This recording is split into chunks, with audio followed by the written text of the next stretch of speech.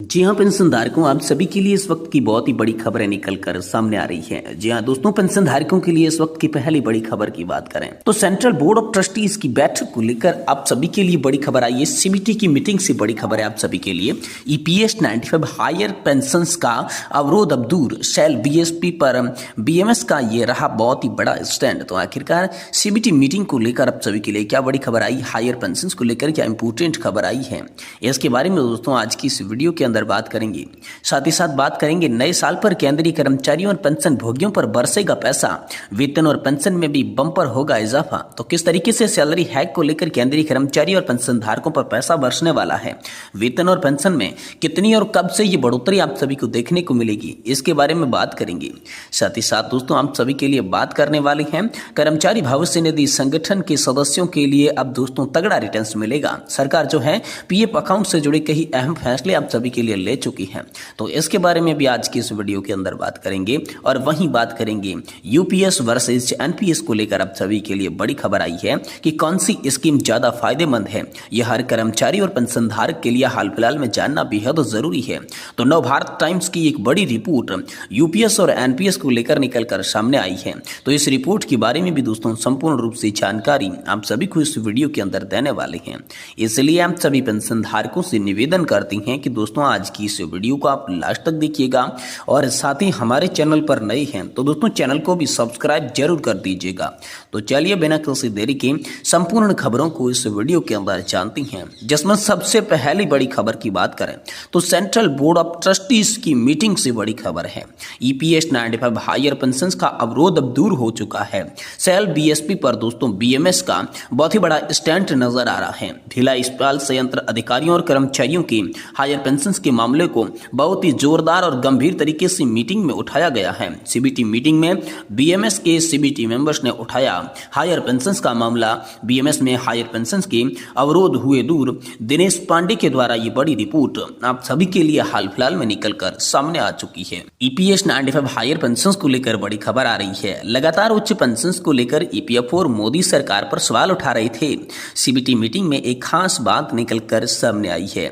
BMS से CBT members व अखिल भारतीय अध्यक्ष भारतीय मजदूर संघ हरणिमय पंड्या, अखिल भारतीय उपाध्यक्ष भारतीय मजदूर संघ एसएम मलेशम, भारतीय मजदूर संघ के अखिल भारतीय मंत्री गिरीश चंद्र आर्य को जो लगातार सीबीटी बैठकों में हायर पेंशन के मुद्दे पर श्रमिकों की समस्या को उठाते रही हैं।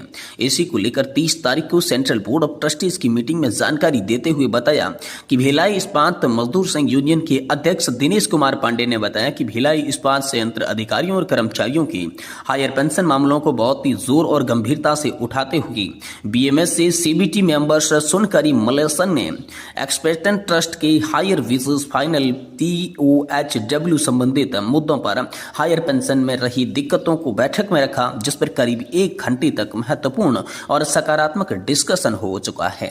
ईपीएफओ के हॉस्टेल एटीट्यूड्स की चर्चा करते हुए मलेसन ने कहा कि ईपीएफओ का व्यवहार पेंशनर्स को पुनः कोर्ट का दरवाजा खटखटाने के लिए मजबूर ना करें। मलेसन ने बताया कि ट्रस्ट का जो रूल है वह आप सब ऑडिटर्स को रूल है उस ईपीएफओ एक्ट में उसमें लागू होता है, इसलिए ईपीएफओ ने सब ऑडिटनेट रूल्स को कोई दिक्कत नहीं होना चाहिए। बैठक में भिलाई इस्पात संयंत्र से संबंधित हायर पेंशन का भी मामला उठा। यूनियन के अध्यक्ष व भारतीय मजदूर संघ के प्रदेश महामंत्री दिनेश कुमार पांडे ने कहा कि श्रम मंत्री व सीबीटी के अध्यक्ष मनसुख मांडविया हायर पेंशन के मामले पर काफी सकारात्मक है और उन्होंने इसके शीघ्र इम्प्लीमेंटेशन पर निर्देश भी दिया है। यह भी बात हुई है कि अगर आवश्यकता पड़ी तो इसे शीघ्र क्रियान्वयन के लिए स्पेशल सेल या एक मॉनिटरिंग कमेटी भी बनाई जाएगी। साथ ही एक्सपेक्टेशन ट्रस्ट के समस्त केसेस में 3 महीने के अंदर प्रक्रिया करना होगा। ट्रेड यूनियन के नेताओं को यह भी आश्वासन दिया गया कि जो भी अधिकारी इस प्रक्रिया को जानबूझकर स्लो डाउन करेगा उसके खिलाफ स्ट्रिक्ट कार्रवाई यहां पर की जाएगी और रुके हुए पेंशन पेमेंट ऑर्डर यानी कि पीपीओ जारी होंगे। जी हां, भिलाई इस्पात मजदूर संघ के अध्यक्ष व अखिल भारतीय संघ के छत्तीसगढ़ प्रदेश महामंत्री दिनेश कुमार पांडे ने बताया कि भारतीय मजदूर संघ के अखिल भारतीय उपाध्यक्ष और सीबीटी मेंबर्स सुनकरी मलेसन का प्रवास शीघ्र भिलाई में होने जा रहा है।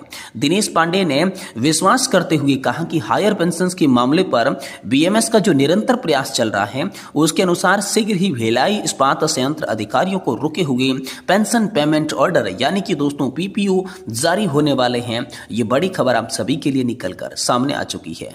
वहीं दोस्तों नए साल पर केंद्रीय कर्मचारी और पेंशन भोगियों पर बरसेगा पैसा, वेतन और पेंशन में भी होगा बम्पर इजाफा। जी हाँ दोस्तों, देश के 1 करोड़ से ज्यादा कर्मचारियों और पेंशन भोगियों को 8वें वेतन आयोग के गठन का बेसब्री से इंतजार है। प्रधानमंत्री नरेंद्र मोदी की घोषणा का सभी को इंतजार है। इसमें सैलरी और पेंशन में भी बढ़ोतरी की सिफारिशें होगी।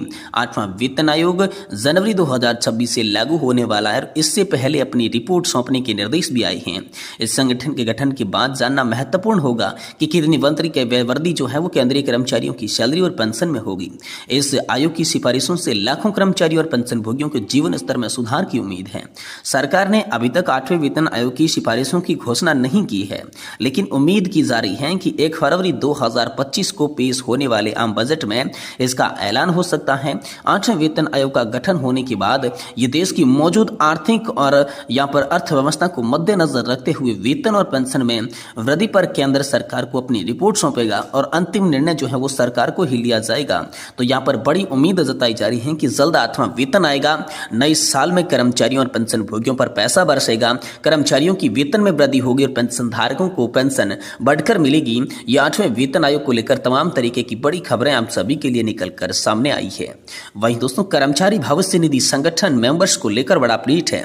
सरकार ने पीएफ से जुड़े कई अहम फैसले ले लिए हैं। सरकार ने बीते दिन पहले पीएफ ट्रस्ट से जुड़े कोई महत्वपूर्ण फैसले किए।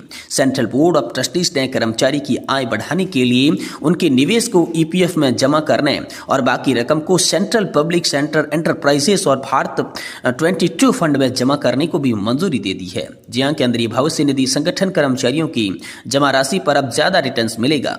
जी हाँ दोस्तों, बीते शुक्रवार को केंद्रीय मंत्री मनसुख मांडविया की अध्यक्षता में हुई बैठक, जिस बैठक में ईपीएफओ और ईपीएफओ से जुड़े कई अहम फैसले हुए।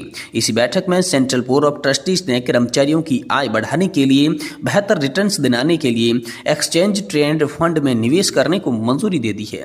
रिपोर्ट के मुताबिक सीबीटी के कर्मचारियों का ज्यादा लाभ दिलाने के लिए उनकी ईटीएफ में राशि जमा को 50% राशि को सेंट्रल पब्लिक फंड एंटरप्राइजेज और भारत 22 फंड में कम से कम 5 सालों के लिए जमा करने को मंजूरी दे दी है।